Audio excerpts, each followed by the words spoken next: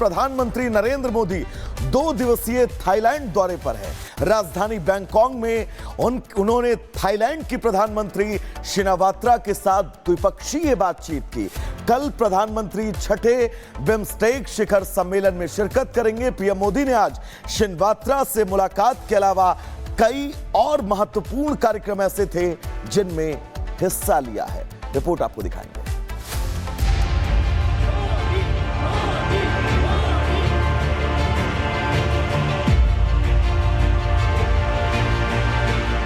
BIMSTEC शिखर सम्मेलन में शामिल होने थाईलैंड पहुंचे प्रधानमंत्री नरेंद्र मोदी ने थाईलैंड की प्रधानमंत्री शिनावात्रा से मुलाकात की।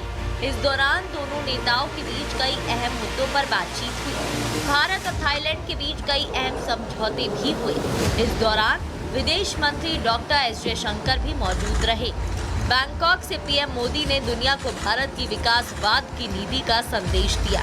कहा, हम विस्तारवाद नहीं, विकासवाद की नीति में विश्वास रखते हैं। इंडो पैसिफिक में free, open, inclusive and rule based order का हम दोनों समर्थन करते हैं।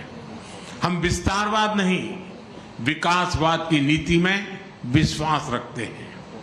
इंडो पैसिफिक ओशंस इनिशिएटिव के मैरीटाइम इकोलॉजी पिलर को लीड करने के लिए थाईलैंड के निर्णय का हम स्वागत करते हैं। पीएम मोदी ने भारत थाईलैंड संबंधों की रणनीतिक साझेदारी की बात की और बताया कि कैसे भारत की एक्ट ईस्ट नीति में बैंकॉक का खास स्थान है। भारत की एक्ट ईस्ट पॉलिसी और हमारे इंडो पैसिफिक विजन में थाईलैंड का विशेष स्थान है। आज हमने अपने संबंधों को स्ट्रेटेजिक पार्टनरशिप का रूप देने का निर्णय लिया है। सुरक्षा एजेंसियों के बीच स्ट्रेटेजिक डायलॉग स्थापित करने पर भी चर्चा की। साइबर क्राइम के शिकार भारतीयों को वापस भारत भेजने में थाईलैंड सरकार से मिले सहयोग के लिए हमने थाईलैंड सरकार का आभार प्रकट किया। भारत और थाईलैंड की सांस्कृतिक और आध्यात्मिक संबंधों पर बात करते हुए पीएम मोदी ने कहा कि भारत और थाईलैंड के बीच सदियों पुराने संबंध हैं। हमारी गहरी सांस्कृतिक आध्यात्मिक डोर से बंधे हैं। भारत और थाईलैंड के सदियों पुराने संबंध हमारे गहरे सांस्कृतिक और आध्यात्मिक सूत्रों से जुड़े हैं। बौद्ध धर्म के प्रसार ने हमारे जन जन को जोड़ा है। अयोध्या से नालंदा तक विद्वानों का आदान प्रदान हुआ है। रामायण की कथा थाई लोक जीवन में रची बसी है और संस्कृत पाली के प्रभाव आज भी भाषाओं और परंपराओं में झलकते हैं। प्रधानमंत्री नरेंद्र मोदी ने थाईलैंड के दौरे को यादगार बताया। उन्होंने 28 मार्च को आए भूकंप को लेकर संवेदना प्रकट की। 28 मार्च को आए भूकंप में हुई जनहानि के लिए मैं भारत के लोगों की ओर से गहरी संवेदनाएं प्रकट करता हूं और हम घायल हुए लोगों के शीघ्र स्वस्थ होने की कामना करते हैं। बैंकॉक पहुंचने पर पीएम मोदी का जोरदार स्वागत हुआ। एयरपोर्ट पर उन्हें गार्ड ऑफ ऑनर दिया गया। बैंकॉक पहुंचने पर भारतीय समुदाय ने उनका गर्मजोशी से स्वागत किया। पीएम मोदी ने सभी भारतीयों का अभिवादन किया। इसके बाद पीएम मोदी ने थाई रामायण राम केन का प्रदर्शन देखा। थाई रामायण देख पीएम गदगद दिखे। पीएम मोदी के दौरे को लेकर बैंकॉक सरकार ने 18वीं शताब्दी के रामायण म्यूरल पेंटिंग्स पर आधारित एक विशेष डाक टिकट जारी किया, जिसको लेकर पीएम मोदी ने बैंकॉक सरकार का आभार जताया। पीएम मोदी शुक्रवार यानी 4 अप्रैल को यहां बिम्स्टेक शिखर सम्मेलन में हिस्सा लेंगे। बिम्स्टेक सम्मेलन में थाईलैंड, बांग्लादेश, श्रीलंका, नेपाल, म्यांमार और भूटान के नेता शिरकत करेंगे। माना जा रहा है कि प्रधानमंत्री मोदी की थाईलैंड और श्रीलंका की यात्रा चीन, बांग्लादेश और पाकिस्तान की कुटिल चाल को फेल करने में मददगार साबित होगी। Bureau report, Republic Bharat. प्रधानमंत्री नरेंद्र मोदी 2 दिवसीय थाईलैंड दौरे पर है।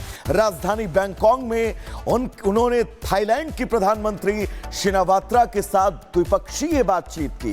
कल प्रधानमंत्री छठे बिम्स्टेक शिखर सम्मेलन में शिरकत करेंगे। पीएम मोदी ने आज शिनावात्रा से मुलाकात के अलावा कई और महत्वपूर्ण कार्यक्रम ऐसे थे जिनमें हिस्सा लिया है। रिपोर्ट आपको दिखाएंगे।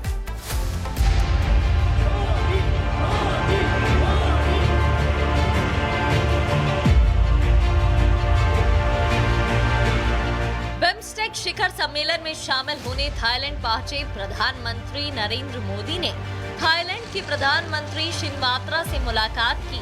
इस दौरान दोनों नेताओं के बीच कई अहम मुद्दों पर बातचीत हुई। भारत और थाईलैंड के बीच कई अहम समझौते भी हुए। इस दौरान विदेश मंत्री डॉक्टर एस जयशंकर भी मौजूद रहे।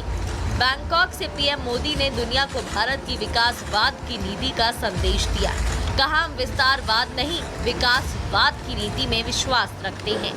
इंडो पैसिफिक में free, open, inclusive and rule based order का हम दोनों समर्थन करते हैं। हम विस्तारवाद नहीं, विकासवाद की नीति में विश्वास रखते हैं। इंडो पैसिफिक ओशंस इनिशिएटिव के मैरीटाइम इकोलॉजी पिलर को लीड करने के लिए थाईलैंड के निर्णय का हम स्वागत करते हैं। पीएम मोदी ने भारत थाईलैंड संबंधों की रणनीतिक साझेदारी की बात की और बताया कि कैसे भारत की एक्ट ईस्ट नीति में बैंकॉक का खास स्थान है। भारत की एक्ट ईस्ट पॉलिसी और हमारे इंडो पैसिफिक विजन में थाईलैंड का विशेष स्थान है। आज हमने अपने संबंधों को स्ट्रेटेजिक पार्टनरशिप का रूप देने का निर्णय लिया है। सुरक्षा एजेंसियों के बीच स्ट्रेटेजिक डायलॉग स्थापित करने पर भी चर्चा की है। साइबर क्राइम के शिकार भारतीयों को वापस भारत भेजने में थाईलैंड सरकार से मिले सहयोग के लिए हमने थाईलैंड सरकार का आभार प्रकट किया। भारत और थाईलैंड की सांस्कृतिक और आध्यात्मिक संबंधों पर बात करते हुए पीएम मोदी ने कहा कि भारत और थाईलैंड के बीच सदियों पुराने संबंध हैं। हमारी गहरी सांस्कृतिक आध्यात्मिक डोर से बंधे हैं। भारत और थाईलैंड के सदियों पुराने संबंध हमारे गहरे सांस्कृतिक और आध्यात्मिक सूत्रों से जुड़े हैं। बौद्ध धर्म के प्रसार ने हमारे जन जन को जोड़ा है। अयोध्या से नालंदा तक विद्वानों का आदान प्रदान हुआ है। रामायण की कथा थाई लोक जीवन में रची बसी है और संस्कृत पाली के प्रभाव आज भी भाषाओं और परंपराओं में झलकते हैं। प्रधानमंत्री नरेंद्र मोदी ने थाईलैंड के दौरे को यादगार बताया। उन्होंने 28 मार्च को आए भूकंप को लेकर संवेदना प्रकट की।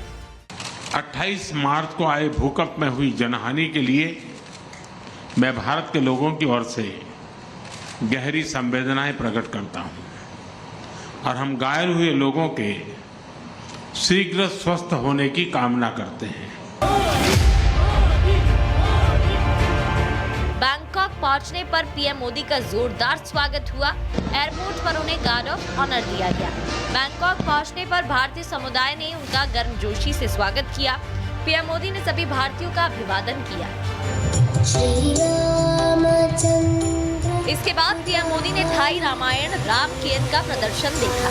थाई रामायण देख पीएम गदगद दिखे। पीएम मोदी के दौरे को लेकर बैंकॉक सरकार ने 18वीं शताब्दी के रामायण म्यूरल पेंटिंग्स पर आधारित एक विशेष डाक टिकट जारी किया, जिसको लेकर पीएम मोदी ने बैंकॉक सरकार का आभार जताया। पीएम मोदी शुक्रवार यानी 4 अप्रैल को यहां बिम्स्टेक शिखर सम्मेलन में हिस्सा लेंगे। बिम्स्टेक सम्मेलन में थाईलैंड, बांग्लादेश, श्रीलंका, नेपाल, म्यांमार और भूटान के नेता शिरकत करेंगे। माना जा रहा है कि प्रधानमंत्री मोदी की थाईलैंड और श्रीलंका की यात्रा चीन, बांग्लादेश और पाकिस्तान की कुटिल चाल को फेल करने में मददगार साबित होगी। Bureau report, Republic Bharat.